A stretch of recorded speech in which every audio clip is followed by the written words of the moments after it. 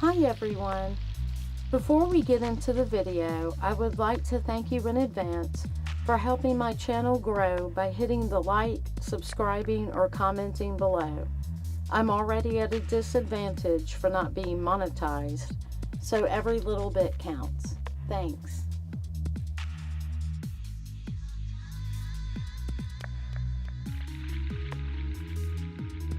The whole area of southern Illinois, also known as Little Egypt, has so many similarities to ancient Egypt.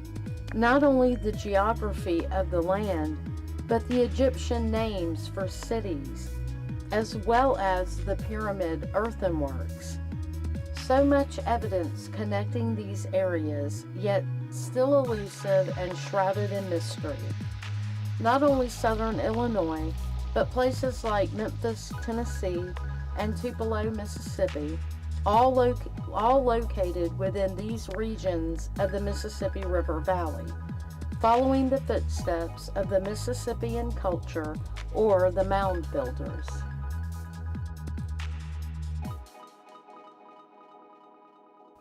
So just a quick glance on the topic of mounds, headlines if you will, sheds more light on how the mounds have been viewed, at least according to the mainstream sources or the propaganda machine.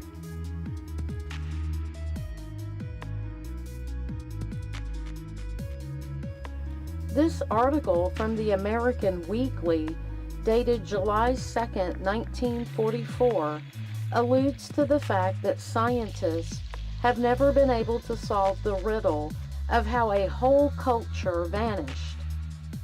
In my opinion, unless that culture never really vanished at all, but was incorporated into another culture. At least that's how it logically appears to me, anyway. I also find it interesting that they acknowledge, through speculation of course, that the mound builders were descendants of the Anak, or the giant of biblical fame. They also acknowledge that the mound builders had two sets of teeth. They were Egyptians who had long ago crossed the Atlantic in some never explained way and raised their culture in America. They claimed the mound builders were a race of idolaters who had been destroyed in the great flood of the Bible. Once again, they pose it in the form of speculation or theory. But were they just speculating? Or were they really telling us the truth? So many people are convinced, now more than ever, that enough evidence has been or being found to confirm what we've all questioned and suspected to be true.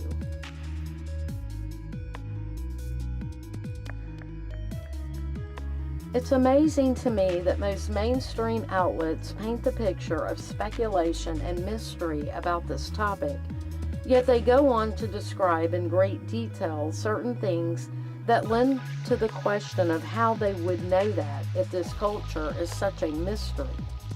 And how is it only they know how to interpret the findings?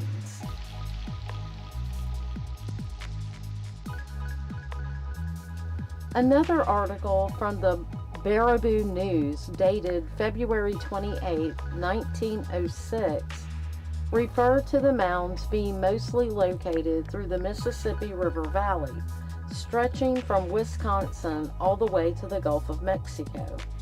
In some states, these mounds exceeded many thousands in number. Of course, most of these articles conveniently leave out definitive answers. Mexico is certainly referred to as a comparison with the mounds in America.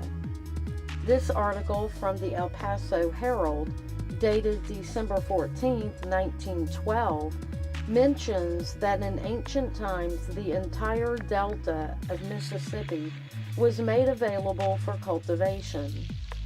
Major Lamaro Fontaine suggests The bayous of Mississippi form canals that make up a comprehensive water system.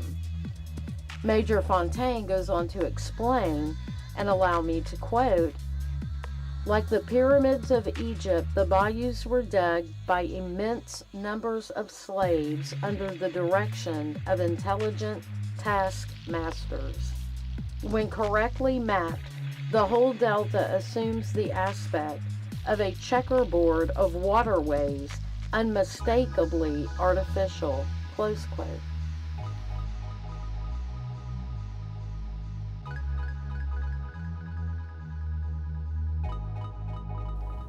That's a very interesting theory that I've never heard of.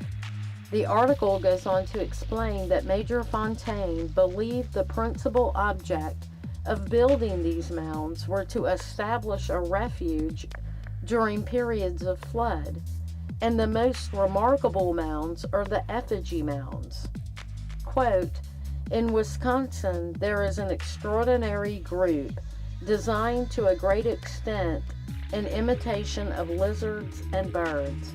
There are hundreds of them on bluffs overlooking the Mississippi and hundreds more across the river in Iowa." Close quote.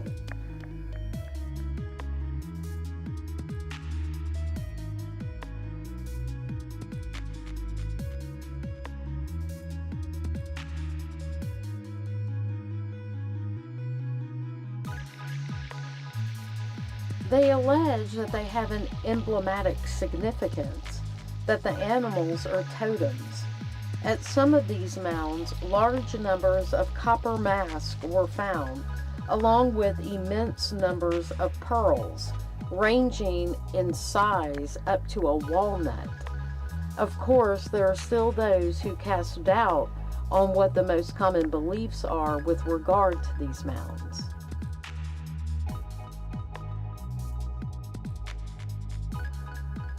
And the choice of words in which they use to describe some of these areas is worth noting.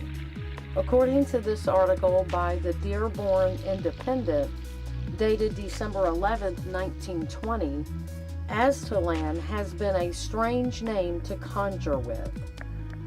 Conjure? Just who or what are they conjuring? Anyway, they say it was named by the first discoverer, who believed that it must have been a deserted village of the Aztecs. In 1838, it lacked only 2 votes of being chosen as the capital seat of Wisconsin. And look here at this next sentence.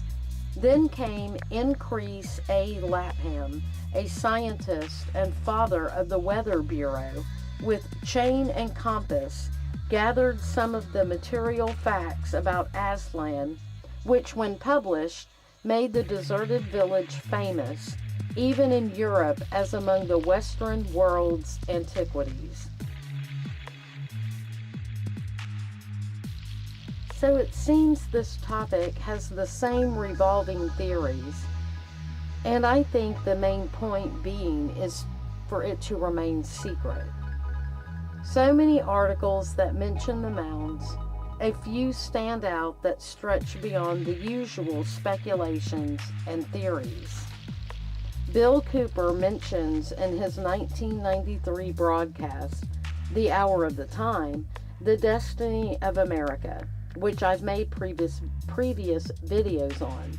But for those who are new, we'll discuss that a little more, perhaps in the next video.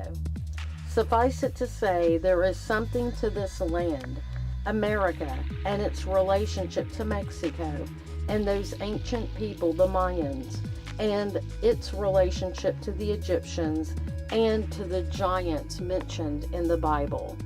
It is all connected together on this earth.